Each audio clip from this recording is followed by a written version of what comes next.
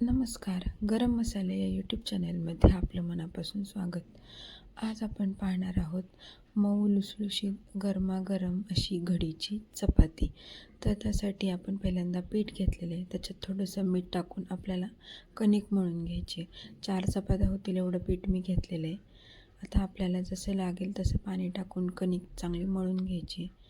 कणिक चुरायची चांगली, जेणेकरून चपात्या मऊ होतात. बघा, आपली कणिक चुरून झालेली आहे. आता आपण ह्याला 15 ते 20 मिनटं असंच झाकून ठेवूयात. 15 ते 20 मिनटं झालेली आहेत. आता आपण ह्याला तेल लावून चांगलं परत एकदा चुरून घेऊयात, जेणेकरून चपात्या अजून मऊ होतील. आता आपल्याला ह्याचे गोळे करायचे आहेत. मध्यम आकाराचे गोळे मी करते.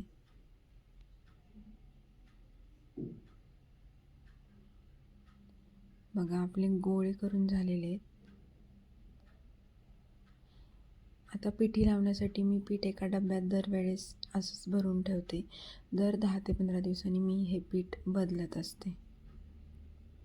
गरम गरम चपात्या भाजलेल्या आपण ह्या जाळीत ठेवायच्या, जेणेकरून ह्याला घाम सुटत नाही आणि चपात्या ओल्या होत नाहीत. गार झाल्या की मग परत आपण चपातीच्या डब्यात ठेवायच्या. आता आपण चपाती लाटायला घेऊयात. आता आपल्याला ह्याला आतून तेल लावायचे, पीठ लावायचे आणि अशी घडी करून घ्यायची. आता हे जे कॉर्नर आहेत ते आपल्याला आत असे घालायचे, जेणेकरून त्याचा गोल आकार होतो.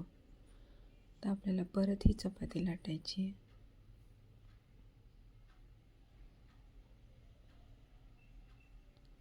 जिथे जिथे जाड वाटेल तिथे तिथे आपल्याला लाटून घ्यायचं आहे.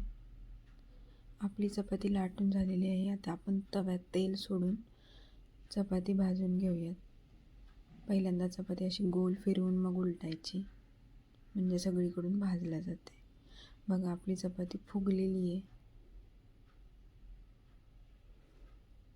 तर अशा झालेल्या आहेत आपल्या गरमागरम मऊ लुसलुशीत घडीच्या पोळ्या.